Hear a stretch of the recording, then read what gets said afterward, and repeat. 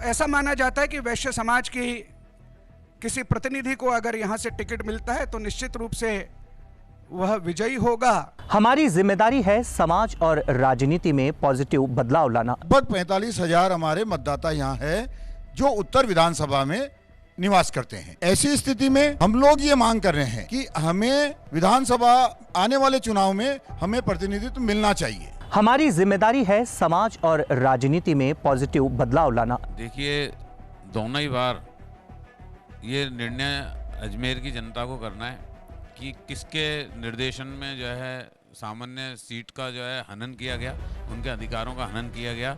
तो ऐसी स्थिति में हमारे इतने मतों के आधार पर ही पिछले वर्षों से वासुदेव देवनानी जी विजय होते रहे हैं। आज के नए संदर्भ में हम अजमेर के वैश्य समाज के लोग यह दोनों दलों से मांग करते हैं कि वो अपना प्रत्याशी वैश्य समाज के किसी बंधु को बनाए। देखिए हमारी खास पेशकश जाजम।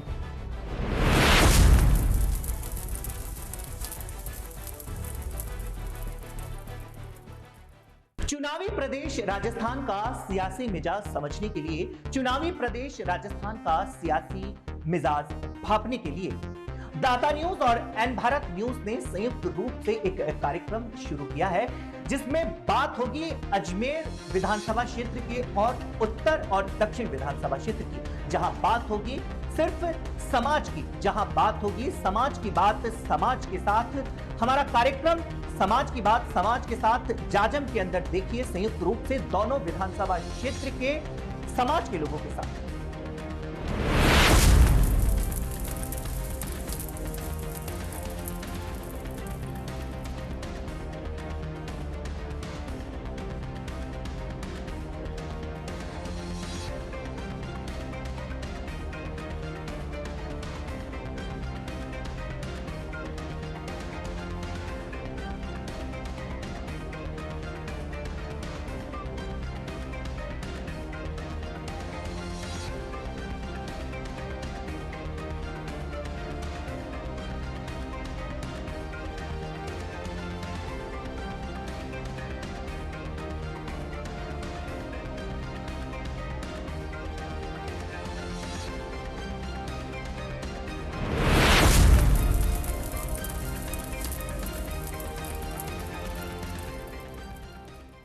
समाज की बात समाज के साथ जाजम कार्यक्रम में पधारे हुए सभी अतिथियों का बहुत बहुत स्वागत और अभिनंदन।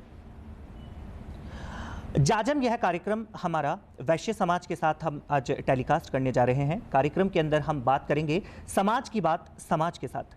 पहला सवाल मेरा आप सभी प्रबुद्धजनों से, वर्ष 2008 कांग्रेस पार्टी ने आपके समाज के एक व्यक्ति को प्रतिनिधित्व दिया और चुनावी मैदान में उतारा।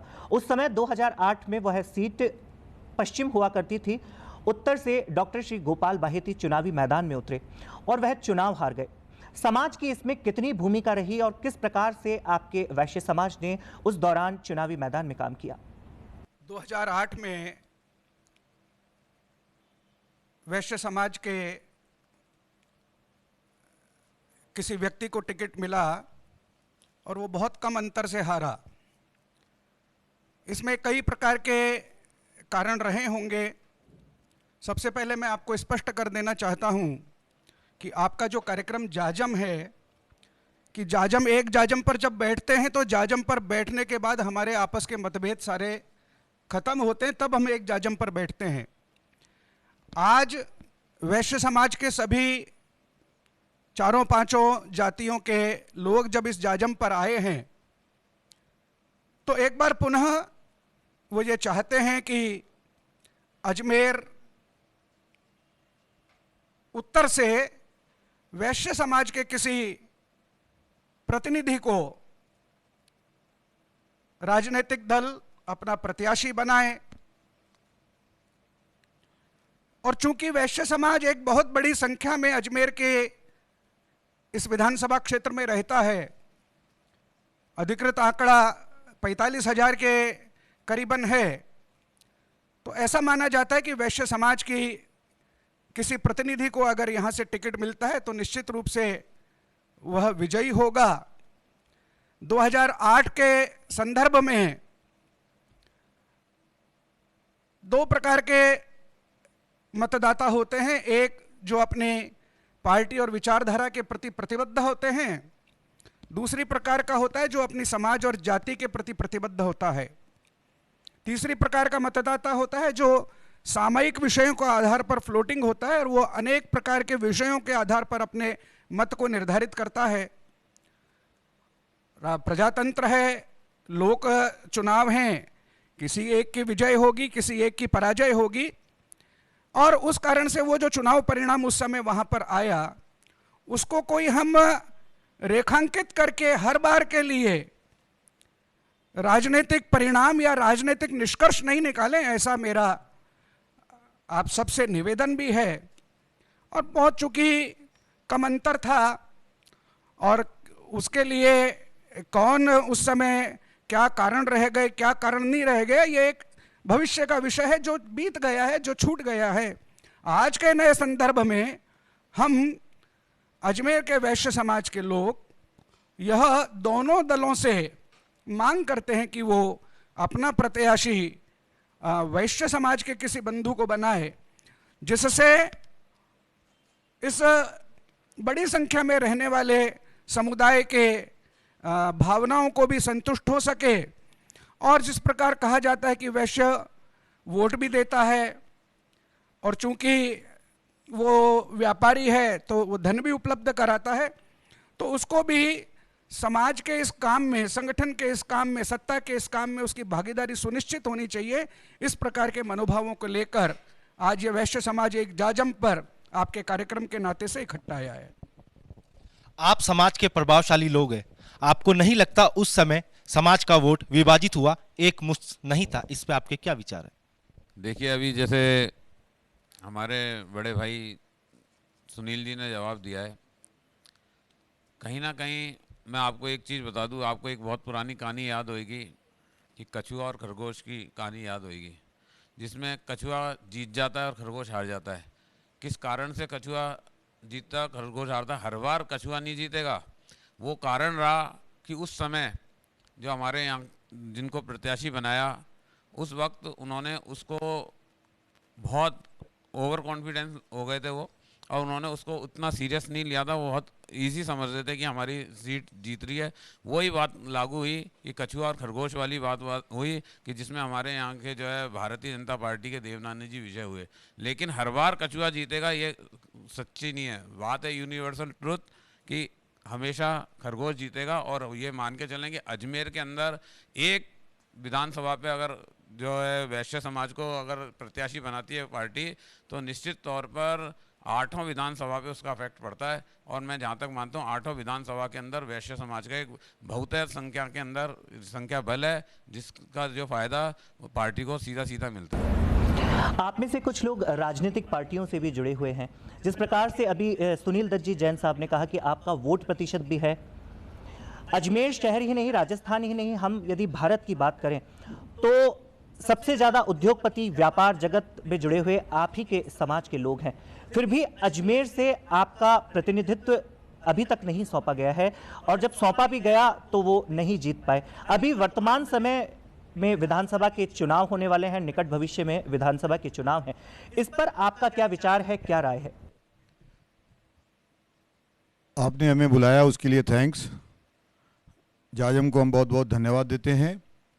अजमेर उत्तर विधानसभा ही नहीं अपितु पूरे भारत में वैश्य समाज के लगभग 16 करोड़ वोटर है, 16 करोड़ मतदाता है, 16 करोड़ की संख्या है हमारी, ठीक है। अब अजमेर उत्तर को लेके चलें तो अजमेर उत्तर में जैन समाज, अग्रवाल समाज, माहेश्वरी समाज, खंडेलवाल समाज, विजयवर्गीय समाज, कान्यकुंज मातृ समाज, इन सबको अगर हम काउंटिंग करें तो लगभग 45,000 हमारे मतदाता यहाँ है जो उत्तर विधानसभा में निवास करते हैं।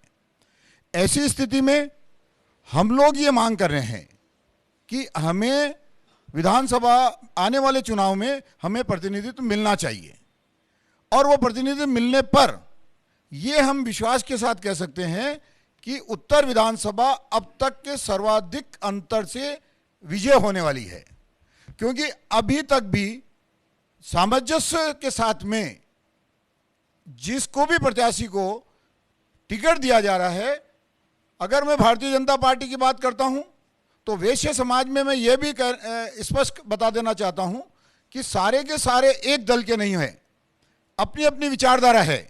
उसके बावजूद भी क्योंकि समाज है, समाज की जब बात आती है तो समाज सब एकमत होने की स्थिति में रहता है, कुछ परसेंट को छोड़कर।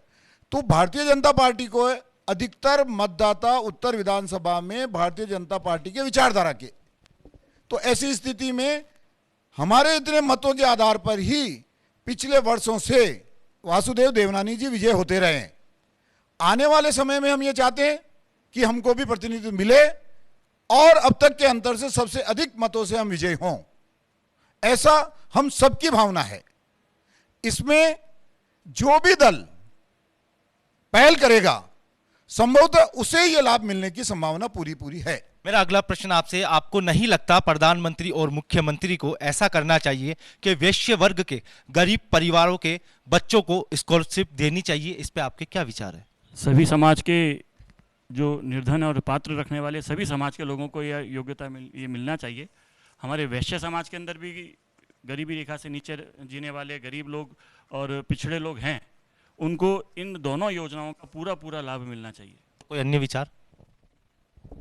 देखिए, आपकी बात से सहमत हैं, चाहे केंद्रीय नेतृत्व हो चाहे हमारा राजकीय नेतृत्व हो, सबको क्योंकि जो निवास करने वाले व्यक्ति हैं वो सभी समाजों के हैं, सभी वोटर हैं सभी पार्टियों के, तो हर पार्टी को सबको जो है संतुलित रखना चाहिए। क्योंकि गरीब, अगर वैश्य समाज के अंदर गरीब बच्चे हैं या कोई गरीबी रेखा में जी रहे हैं तो उन लोगों का भी ध्यान रखना चाहिए, चाहे केंद्र में बैठी हुई सरकार हो चाहे राज्य में बैठी हुई सरकार हो। हम तो यही मांग करते हैं कि वैश्य समाज का भी जो है कहीं ना कहीं जो है कुछ हिस्सा जो उनके हिस्से में भी आना चाहिए, गरीबों के, जो उनके भी बच्चे अपनी काबिलियत, जो असहाय हैं, जो कमज़ोर हैं, उनको मजबूती प्रदान हो सके। सरकार द्वारा ईडब्ल्यूएस की एक योजना ऑलरेडी है, लेकिन चूँकि ईडब्ल्यूएस जो वीकर सेक्शन या वीकर सेक्शन से तबका बड़ा कवर होता है, इसलिए ईडब्ल्यूएस सेक्शन को परसेंटेज बढ़ाया जाना चाहिए, तभी वो उसका प्रॉपर रिप्रेजेंटेशन होगा और उसका इफेक्टिव होगा। अभी तक हम लोगों ने बात की, आपने ईडब्ल्यूएस के बारे में बताया, आरक्षण की बात हुई, छात्रवृत्ति की बात हुई। अब हम वापस अजमेर के ऊपर आते हैं, क्योंकि निकट भविष्य में विधानसभा के चुनाव होने हैं और आप लोग भी आपके दावेदार को आपके समाज की ओर से चुनावी मैदान में उतारना चाहते हैं। अजमेर नगर निगम के अंदर 2 बार सामान्य वर्ग की सीट आई, 2 बार दावेदारी का मौका मिला, मगर उस दोनों ही बार सामान्य वर्ग की सीट का हनन हुआ और अन्य वर्ग का व्यक्ति उस सीट के ऊपर आया। उसके ऊपर आपके क्या विचार हैं? देखिए, दोनों ही बार ये निर्णय अजमेर की जनता को करना है कि किसके निर्देशन में जो है सामान्य सीट का जो है हनन किया गया, उनके अधिकारों का हनन किया गया। और उस स्थिति में अगर हम फिर भी उनको सपोर्ट करते हैं, समर्थन करते हैं, तो ये तो हमारे हितों का हनन करने वाले व्यक्ति को सपोर्ट करना तो बिल्कुल इस तरह की बात हो गई कि भी हम जो है जान करके कहीं अपने कुएं में जो है कूदने की कोशिश कर रहे हैं। तो मैं तो यही कहूँगा कि जो हनन करने वाले हैं उन नेताओं का बहिष्कार समस्त समाज को भी करना चाहिए।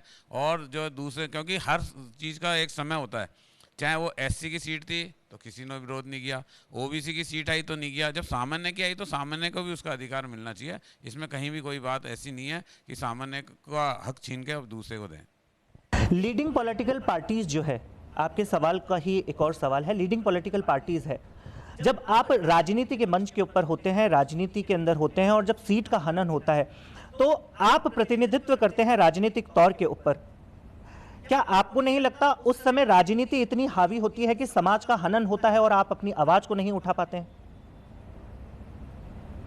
मैं भी नगर निगम के चुनाव में इस पद के लिए खड़ा हुआ था। सामान्य रूप में ओबीसी, सामान्य की सीट थी और ओबीसी को टिकट दिया गया। मैं इसके विरोध में खड़ा हुआ था और पूरे समाज ने मेरे को एकजुट होकर पूरा समर्थन किया था। बहुत भारी संख्या में नगर निगम के बाहर लोग बाग जमा हुए थे और शायद मेरे 2-3 घंटे का मेरे तैयारी थी, वो अगर वो पहले से मैं तैयारी कर लेता तो शायद मैं वो चुनाव जीत जाता। इसमें अन्य किसी की राय? उमेश जी गर्ग कुछ कहना चाह रहे हैं। इसके अंदर मैं यही कहना चाहूँगा कि जो वैश्य समाज या जनरल कैटेगरी के संग जो हनन हुआ, वैश्य समाज के अलावा और भी सब समाज थे जो जनरल कैटेगरी में आते हैं, ये उनके संग भी धोखा था।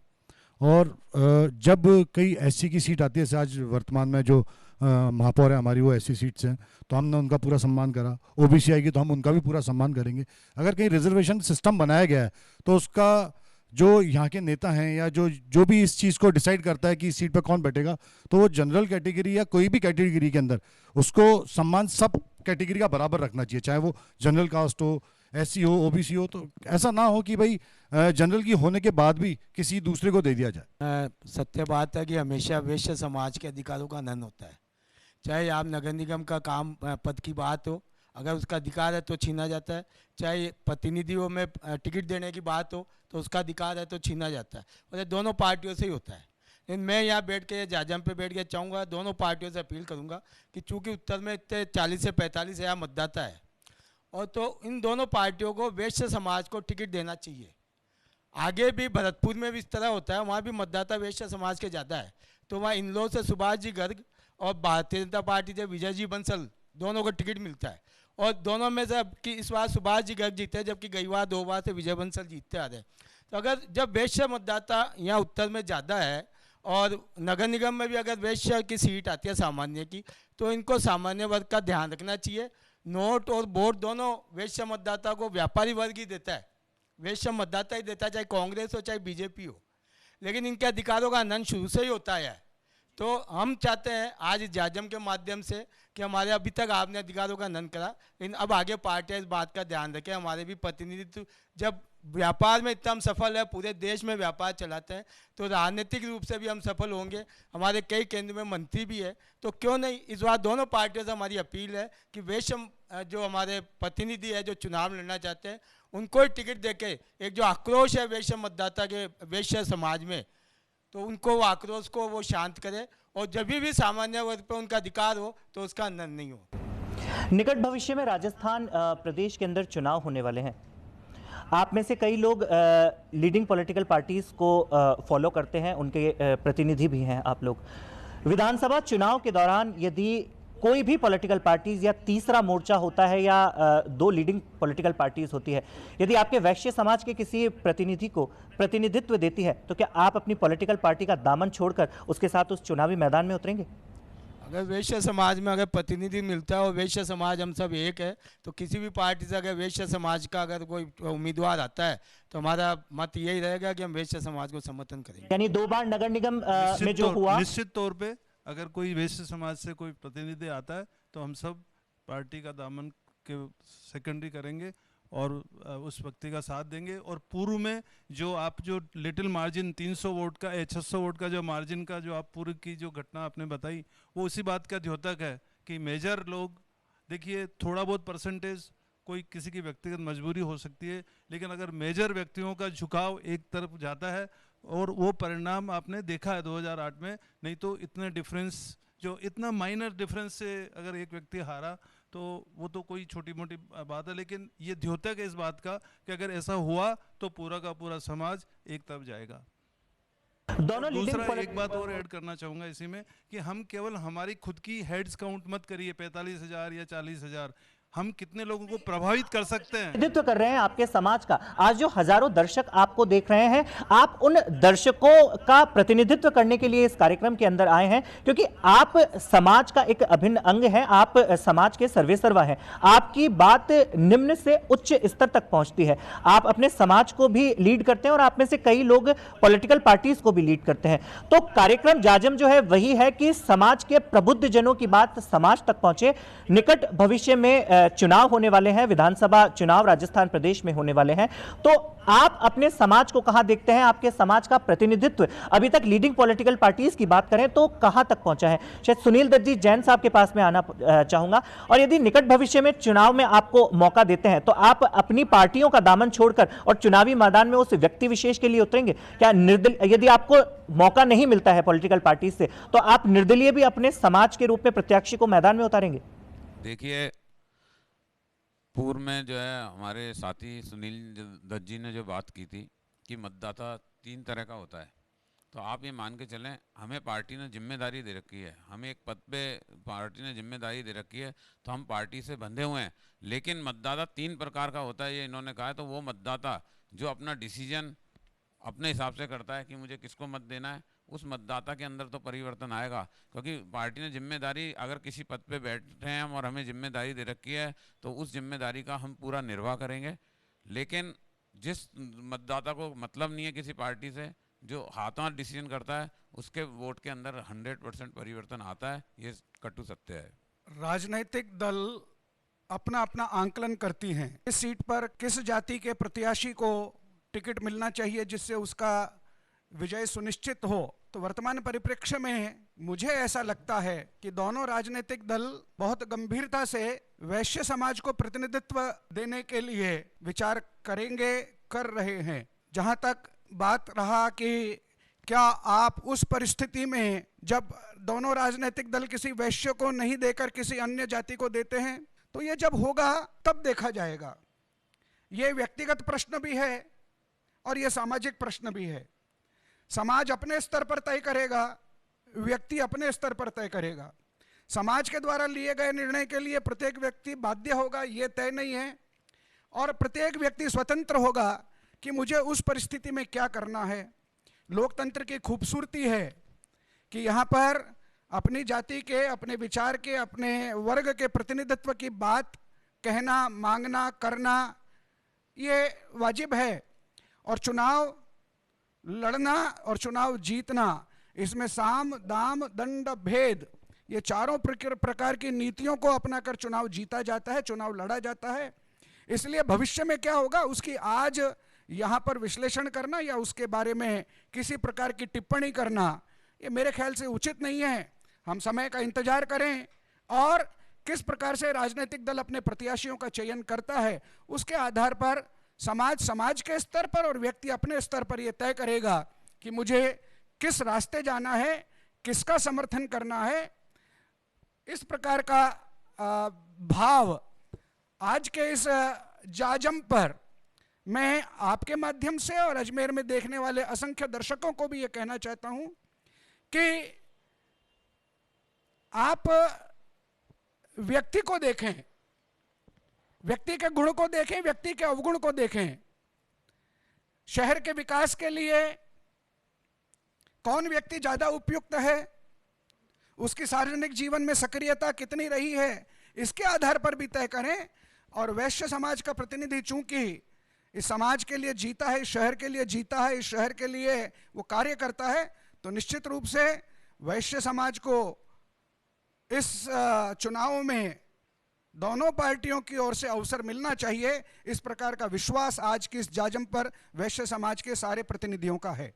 इस विषय में मेरा ये कहना है कि जहां आरक्षित सीट नहीं है, उसके अलावा जितना प्रतिनिधित्व है उस क्षेत्र में, चाहे वो पार्षद का चुनाव हो, चाहे वो विधानसभा का चुनाव हो, चाहे वो लोकसभा का चुनाव हो, उसमें अब पार्टियों को ये सोचना पड़ेगा कि प्रतिनिधित्व के आधार पर उन्हें टिकट देना रहेगा। उत्तर विधानसभा में अब तक जो होता आया है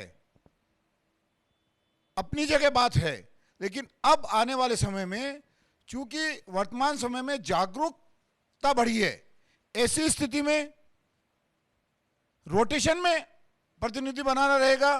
तो अब वैश्य समाज का इस बार 101% दावा बनता है कि जहां 43% शेयर हो वोट बैंक का, 23% जहां वोट बैंक शेयर हो, और जहां अजमेर के हितार्थ वैश्य समाज सेवा के कार्य और समाज को उत्थान के लिए जितने भी कार्य करते हैं, तो उनका हक और अधिकार बनता है।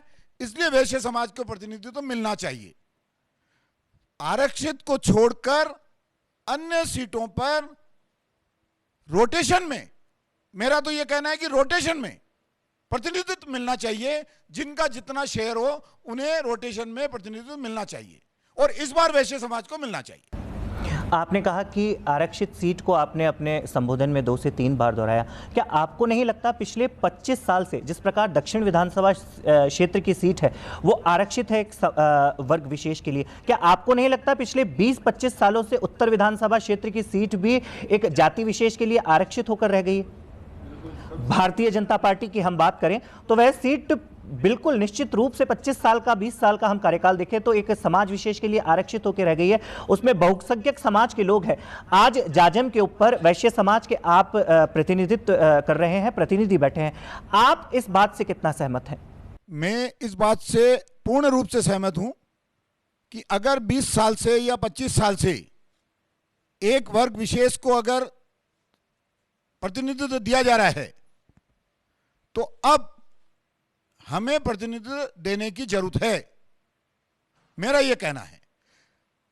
इस बारे में जिनको प्रतिनिधित्व दिया जा रहा है वह समाज भी आगे बढ़े और यह कहे कि वैश्य समाज के द्वारा हमने विजय हासिल की है, तो अब हम चाहते हैं खुद भी कि वैश्य समाज को प्रतिनिधित्व मिले और इनके साथ हम कंधे से कंधा मिलाकर खड़े हैं, जिससे कि ये सीट निकले और विधानसभा में अपना प्रतिनिधित्व स्टैंड करे और अजमेर के विकास में अहम भूमिका निभाए। ये मेरा जो सवाल है आज जाजम के ऊपर विराजे हुए सभी आप समाज विशेष के लोगों से हैं, आपका इस पे क्या विचार है? पिछले 20 साल के कार्यकाल की हम बात करें तो इस पे एक बार मैं जो भी पैनल में बैठे हुए हैं उन सबके विचार जानना चाहूँगा कि आप इस प्रश्न के ऊपर क्या सोचते हैं कि 20 साल में अनारक्षित सीट को भी आरक्षित बना दिया गया है पॉलिटिकल पार्टीज के कारण, तो इस पर आप लोगों के क्या विचार हैं?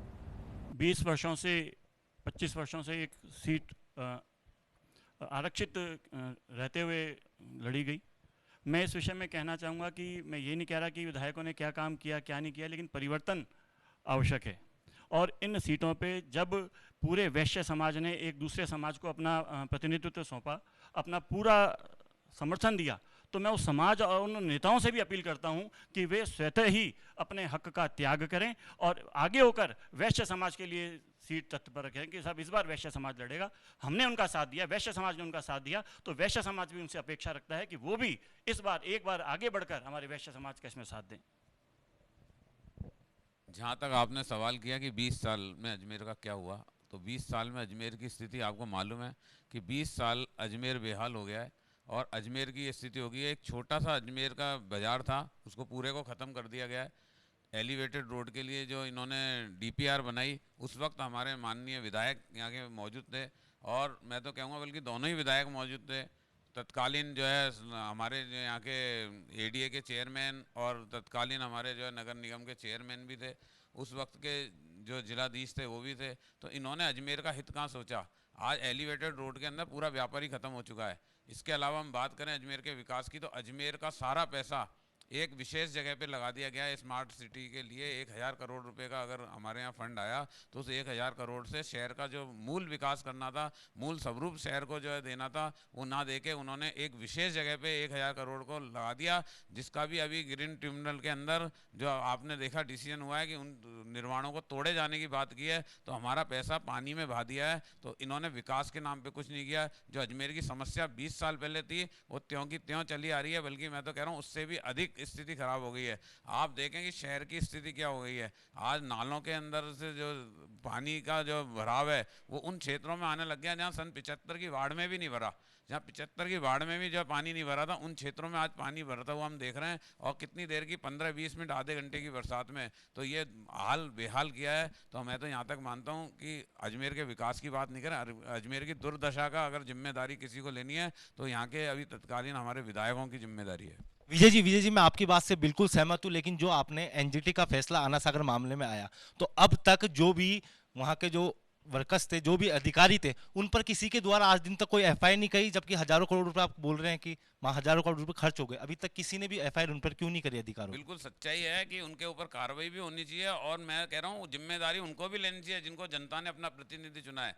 जब जनता के विश्वास के साथ उन्होंने विश्वासघात किया, अजमेर के उस पैसे को जो 1000 करोड़ रुपए कीमत रखता है, अजमेर को 1000 करोड़ रुपया मिलना बहुत छोटी बात नहीं है, बहुत बड़ी बात है कि 1000 करोड़ रुपया हमें अजमेर को मिला। लेकिन उस पैसे का कहाँ सदुपयोग हुआ है? पूरे शहर के अंदर हाल बेहाल है। हम पूरे शहर की स्थिति देखें तो कहीं संतुलित नहीं है। उस पैसे का संतुलित स्तर पे लगाना चाहिए। आज पानी की समस्या ज्यों की त्यों क्यों चली आ रही है? क्योंकि उस पैसे का सदुपयोग नहीं किया हमने। आज हमारे शहर के अंदर जो स्मार्ट रूप में जो हमें 24 आवर्स बिजली मिलनी चाहिए थी, जो स्मार्ट सिटी के जो नॉर्म्स थे उसको कहाँ पूरा किया? 24 आवर्स हमें पानी मिलना चाहिए था, हमें वाईफाई से अजमेर को जोड़ना चाहिए था। अजमेर में मूल स्वरूप जो है नालियों का, नालों का और जो अजमेर की मुख्य सड़कें हैं उनका जो सुधार होना चाहिए था, उन बस्तियों का सुधार होना चाहिए जो हमारे यहाँ कच्ची बस्तियाँ थी, उनका निर्माण होना चाहिए था।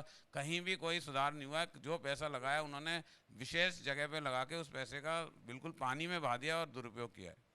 जिस प्रकार से भाई साहब ने बताया कि उत्तर विधानसभा में वैश्य समाज के मतदाता अधिक है, जिस प्रकार अजमेर दक्षिण विधानसभा क्षेत्र को रिजर्व किया हुआ है, क्या आपको नहीं लगता उत्तर विधानसभा क्षेत्र में भाजपा आघोषित रूप से एक ही वर्ग की सीट को रिजर्व किया गया? इस पर आप सभी के क्या विचार है?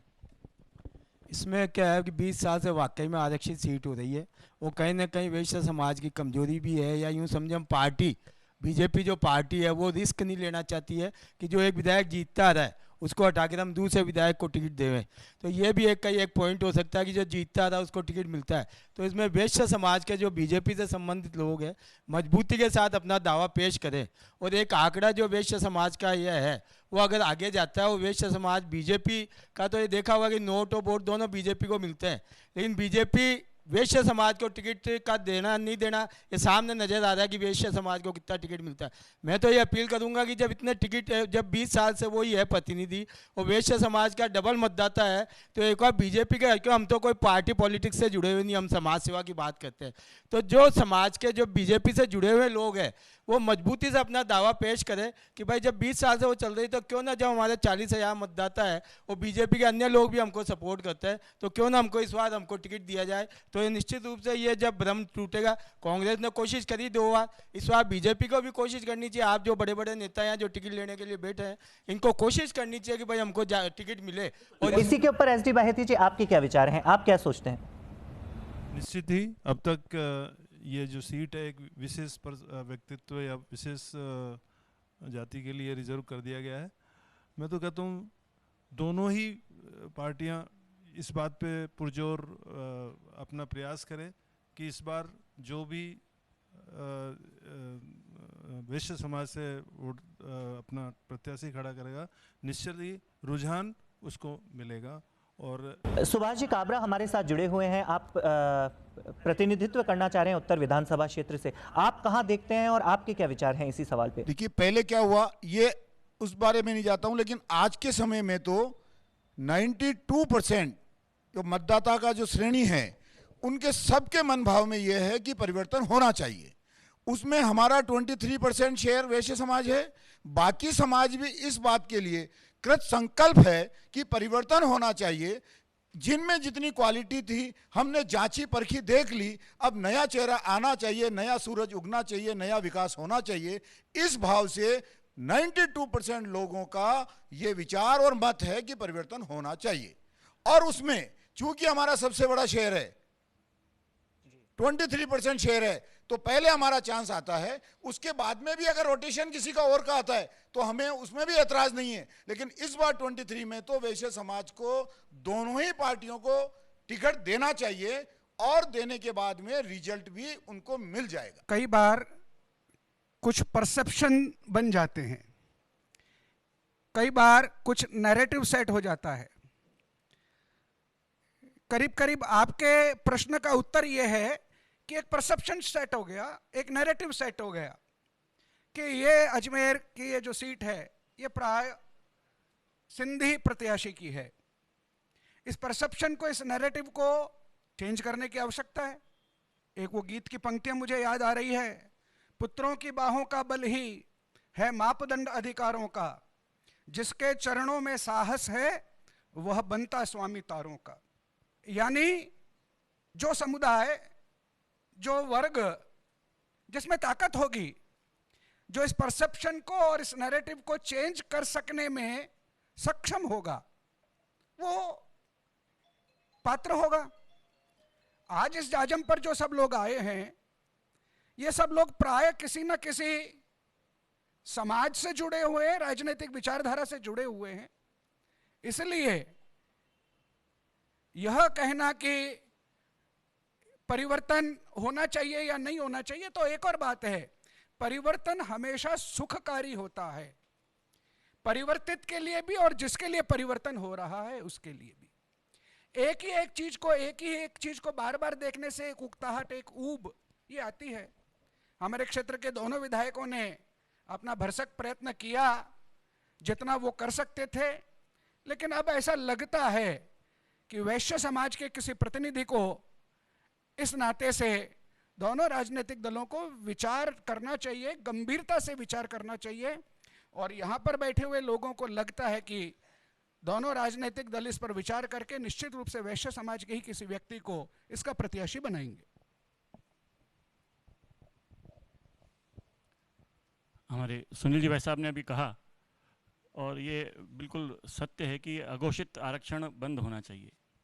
वैश्य समाज के प्रतिनिधित्व सत्ता और संगठन में दोनों में मिलना चाहिए। हम मानते हैं कि दोनों पार्टियां हमारे वैश्य समाज को अपनी बहुमत में होने के कारण भी दोनों मतदाता हमको, दोनों पार्टियां हमको सत्ता और संगठन में इतना स्थान नहीं देते हैं। हम वैश्य समाज इससे रुष्ट भी हैं और निवेदन करते हैं, अपील करते हैं और मांग रखते हैं कि दोनों पार्टियां सत्ता और संगठन में हमारे को पर्याप्त आधार दें। इस समय जो हमारे 20-25 साल से लगातार जो अघोषित आरक्षण चल रहा है, दक्षिण सीट हमारी बुक है, उत्तर समाज एक समाज के लिए आरक्षित है, यह सभी समाजों के लिए ओपन होनी चाहिए, जिसमें सबसे पहला अधिकार हमारे वैश्य समाज का है।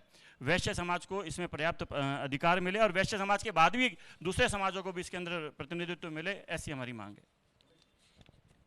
छोटा सा मैं एक उदाहरण देना चाह रहा हूँ 2008 का, कि हमारे पड़ोस में ही हमारे अजमेर में पूरे क्षेत्र में रावत समाज के बाहुल्य क्षेत्र है।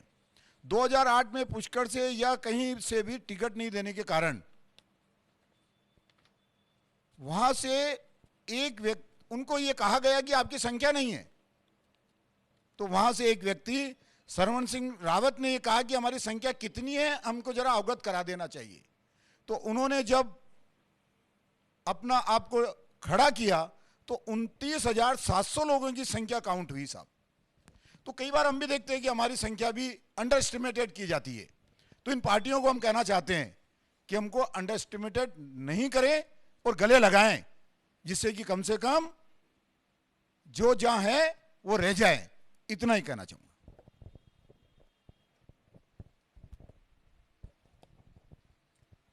मैं आपके चैनल के माध्यम से ये कहना चाहूँगा कि भारत की अर्थव्यवस्था में जितना वैश्य समाज का योगदान है, उतना शायद किसी भी समाज का योगदान नहीं है। तो फिर हमें प्रतिनिधित्व क्यों नहीं? राजनीति के अंदर हमें भी प्रतिनिधित्व मिलना चाहिए। ये वैश्य समाज जागरूक है, पहले वाली बात नहीं रही, युवा जागरूक है, हमें भी इस चीज़ का प्रतिनिधित्व मिलना चाहिए। जबकि अजमेर समाज के अंदर, अजमेर उत्तर में हमारा बाहुल्य है। हम एक व्यक्ति यानी कि एक वैश्य समाज 10 आदमी के बराबर होता है, क्योंकि हमसे जुड़े हुए, हम व्यापार के अंदर, उद्योग के अंदर आगे हैं। हमसे जुड़े हुए हमारे यहाँ कई प्रतिनिधित्व, कई समाज के लोग नौकरी से हमसे जुड़े हुए हैं। तो हम एक आदमी 10 के बराबर है, हम सब उनका प्रतिनिधित्व करते हैं, उनको व्यापार देते हैं, रोजगार देते हैं, तो वो हम लोगों से जुड़े हुए हैं। तो हमें 45,000 नहीं आका जाए, हमारी संख्या बहुतायत है, हमसे अदर समाज भी जुड़ा हुआ है, तो हमें यह प्रतिनिधित्व मिलना चाहिए। मेरा आपके चैनल से यही निवेदन है।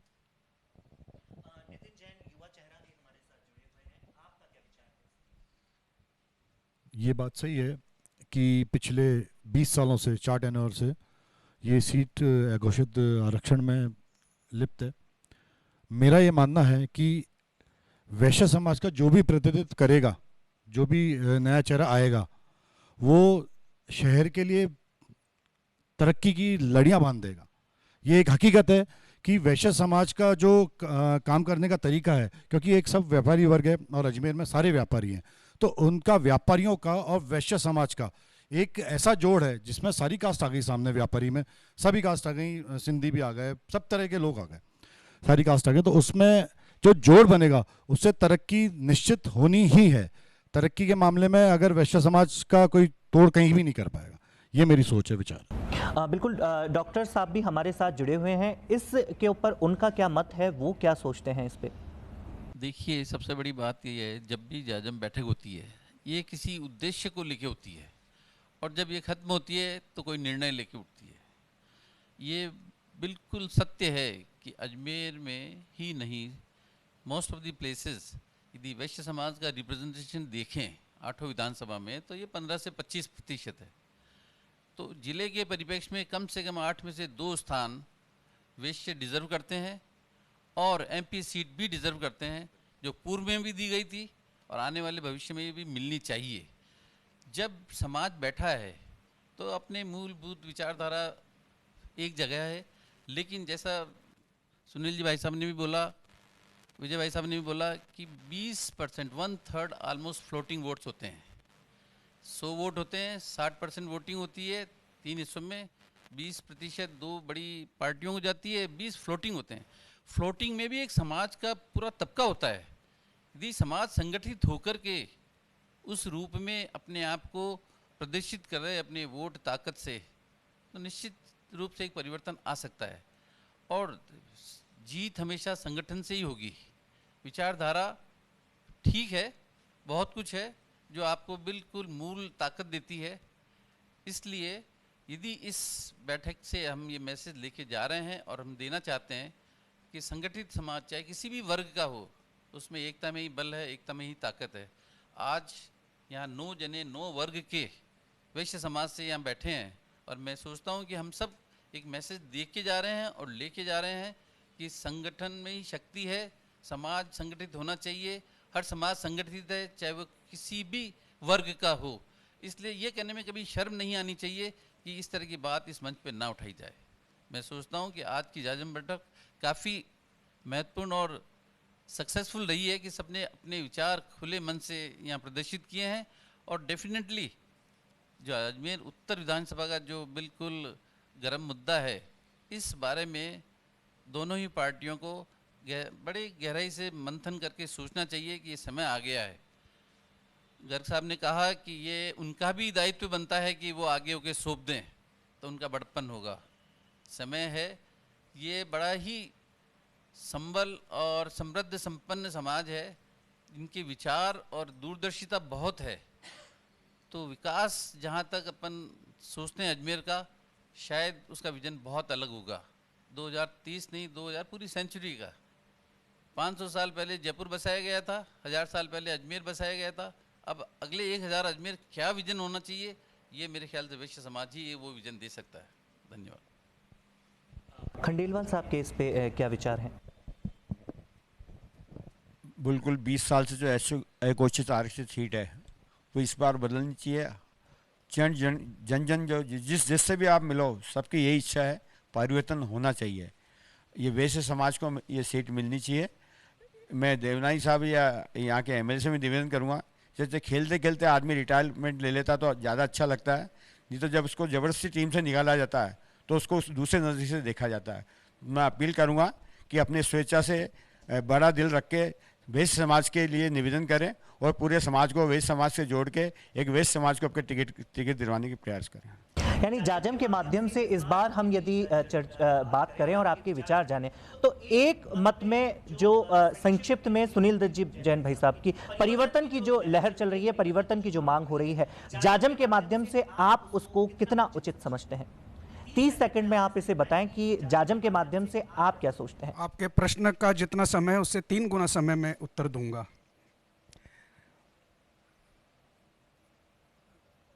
सत्ता को, समाज को सीढ़ी बनाकर सत्ता तक पहुंचना, प्रकार 1। सत्ता को सीढ़ी बनाकर समाज का उद्धार करना, प्रकार 2। दूसरी बात, जब प्रत्याशी निर्वाचित हो जाता है वो फिर किसी वर्ग विशेष का प्रत्याशी नहीं रहता है। वो विधायक फिर वैश्य समाज का नहीं है, यद्यपि वो वैश्य समाज से संबंध रखता होगा, वो पूरे समाज का विधायक है, वो पूरे प्रांत का मुख्यमंत्री है, वो पूरे देश का प्रधानमंत्री है। तो ये बात सही है कि यहाँ पर इस प्लेटफॉर्म पे हर एक वर्ग को, हर एक जाति को, हर एक पंथ को अपने प्रत्याशी को मैदान में उतारने के लिए मांग करनी चाहिए, ये उसका हक है। तो अपने समाज के बल पर चुनाव को सीढ़ी बनाकर समाज का कल्याण करने का भाव जिस प्रत्याशी के मन में आता है, मेरे ख्याल से ज्यादा ठीक वो रहेगा। इस जाजम के माध्यम से मैं आपको और एक आह्वान करना चाहता हूं। जिस प्रकार आपसे बात हुई, आप कई प्रकार के समाज के प्रतिनिधियों को यहां पर बुला रहे हैं, तो आपके माध्यम से सामाजिक समरसता बनी रहनी चाहिए, कहीं सामाजिक वैमनस्य नहीं फैले। आपस में ये चुनाव आएंगे और जाएंगे, कई चुनाव आए और कई चुनाव गए, लेकिन जातियों के बीच में वैमनस्य नहीं फैलना चाहिए। जातियों के बीच में समरसता बनी रहनी चाहिए। हम आखिर तो हैं एक ही समाज के, इसलिए मेरा निवेदन यह है कि हम प्रत्याशी के रूप में वैश्य समाज के किसी बंधु को चाहते हैं और निश्चित रूप से उसके माध्यम से हम समाज का, न केवल वैश्य समाज का, अपितु अजमेर उत्तर विधानसभा क्षेत्र या जिस भी स्तर का वो चुनाव होता है वहाँ के कल्याण के लिए वो व्यक्ति, वो प्रत्याशी जो विजयी होगा वो कृत संकल्प है और समाज में वैमनस्य नहीं फैले अपितु समाज में समरसता बनी रहे। यह भी आह्वान आपके माध्यम से आज इस जाजम की मीटिंग से मैं अजमेर के सभी निवासियों को और आपको भी चैनल के माध्यम से ये आपसे अपेक्षा करता हूँ कि ये सामाजिक समरसता का भाव भंग नहीं होना चाहिए। जय हिंद दर्शकों, मैं अभिषेक सिंह आमेरा मेरे साथी सहयोगी मोंटी राठौड़ के साथ अब वक्त आ गया है आपसे इजाजत लेने का। दर्शकों, समाज राजनीतिक पार्टियों को, राजनीतिक संगठनों को पैदा करता है, राजनीतिक संगठन समाज को पैदा नहीं करते। हमारी पेशकश जाजम में जल्द ही रूबरू होंगे अन्य किसी समाज के साथ। देखते रहिए जाजम। जय हिंद, जय भारत।